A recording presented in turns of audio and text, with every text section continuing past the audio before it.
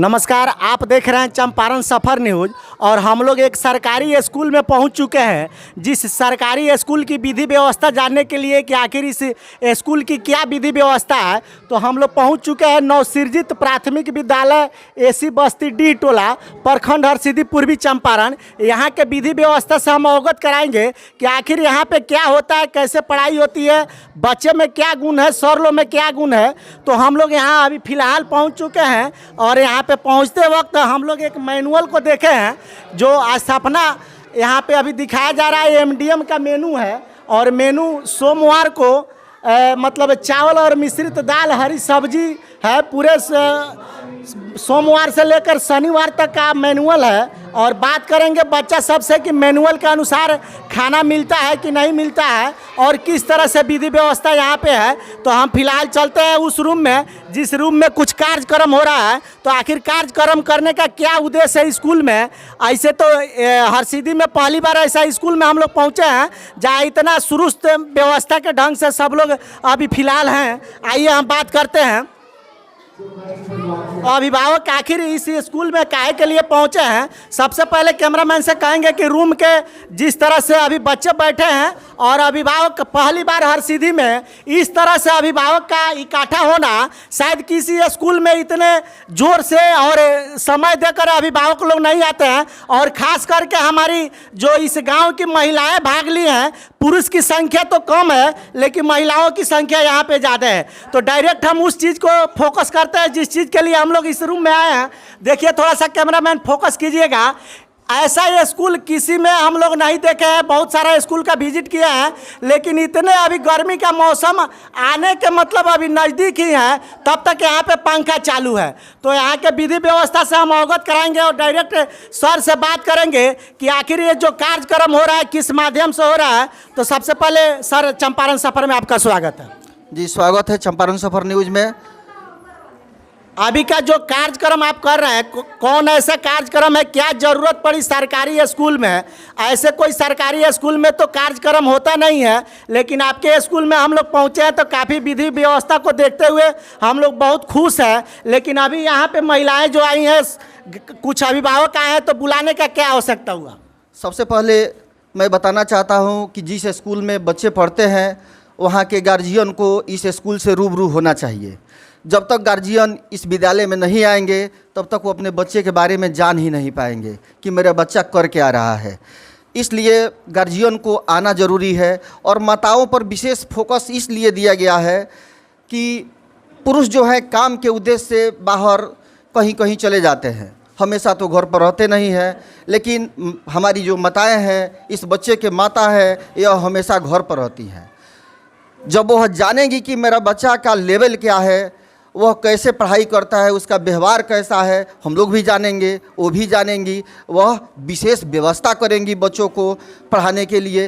प्रथम पाठशाला, जैसे आपके चैनल के माध्यम से मैं बताना चाहता हूँ, प्राइमरी स्कूल मदर स्कूल होता है, प्रथम पाठशाला प्राइमरी स्कूल, और उससे पहले का प्रथम पाठशाला जो माताएँ होती है वह होती हैं।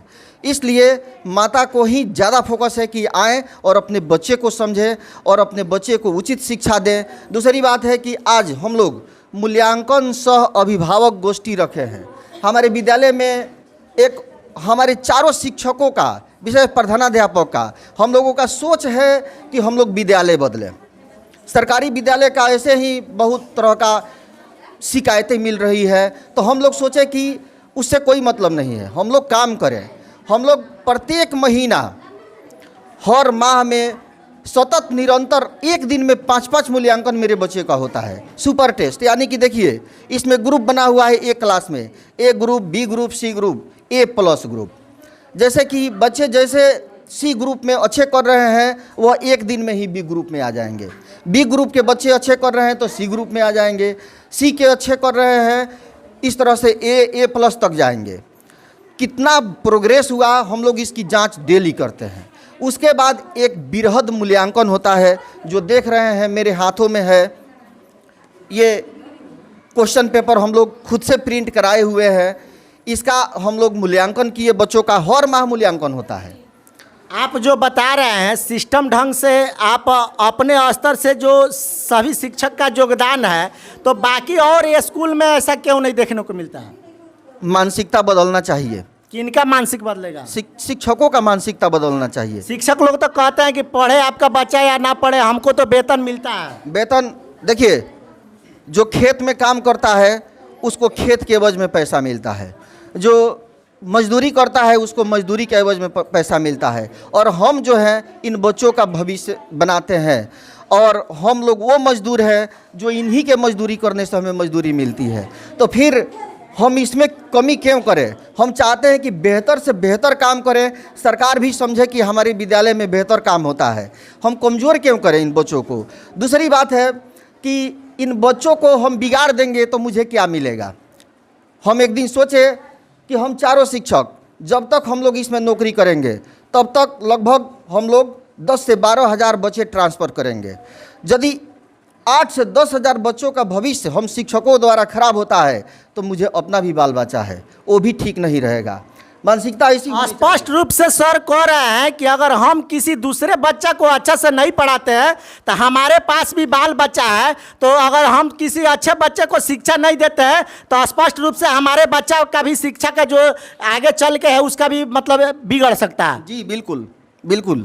तो सरकारी स्कूल के शिक्षक लोग अगर इस सर का बात को आपके पास पहुंच रही है तो एकदम ईमानदारी से पढ़ाने का काम कीजिए। जो भी बच्चा आपके स्कूल में आता है वो आपका बच्चा है, आपके गांव का बच्चा है, तो आप भी उसको आगे बढ़ाने का काम कीजिए। आगे फिर सर से मिलाते हैं। तो इस तरह से हम लोग हर माह मूल्यांकन करते हैं, हर माह गार्जियन के सामने इसका रिजल्ट देते हैं। बच्चा जो अच्छा करता है उसे हम लोग प्रोत्साहित भी करते हैं। गार्जियन का बुलाने का यही उद्देश्य है। आगे मेरे विद्यालय की रणनीति है कि सारे बच्चे जब नया सेशन चालू हो रहा है तो आईडी में आएंगे। इस तरह के आईडी सब बच्चों का बन रहा है। यहाँ पर सारे बच्चे का अपना आईडी होगा, अपना बैग होगा, अपना ड्रेस होगा। और ये स्कूल तो हम लोग ऐसे बनाने जा रहे हैं कि लग रहा है कि प्राइवेट रूपी दुकान ही बंद हो जाएगा यहाँ पर।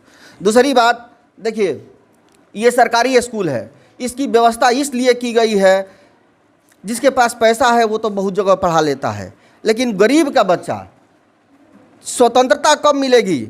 बहुत दिन हो गया देश की आज़ादी का, लेकिन असली स्वतंत्रता कब मिलेगी? जब हम लोग पूर्ण ये मेडल काहे रखे हैं सर जी? बहुत बड़ा बड़ा मेडल देख रहा है। ये मेडल तो क्रिकेट में मेडल दिया जाता है, आप यहाँ स्कूल में, सरकारी स्कूल में तो कोई मेडल नहीं दिया जाता बच्चे सब। देखिए, कहीं दे या न दे, लेकिन यदि हमारे बच्चे एक माह में बहुत अच्छा काम किए हैं तो उसको प्रोत्साहित, इसमें प्रथम मेडल है। जो बच्चे अच्छे किए हैं प्रथम रहे किए। यहाँ पे हमारे अभिभावक हैं, उनसे भी बात करते हैं।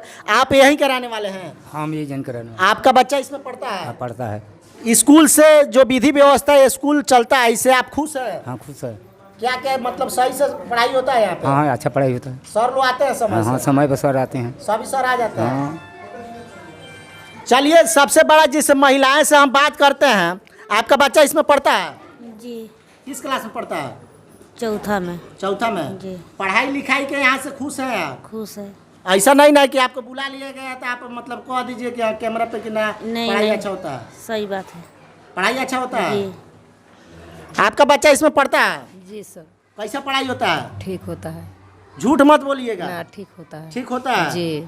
देखिए, यहाँ पे जितने महिलाएं आई हैं सर के सपोर्ट में नहीं आई हैं, अपने बच्चे के सपोर्ट में आई हैं। और इनका कहना है कि पढ़ाई यहाँ पे अच्छा होता है, तभी हम लोग अपने बच्चे को भेजते हैं। तो आगे का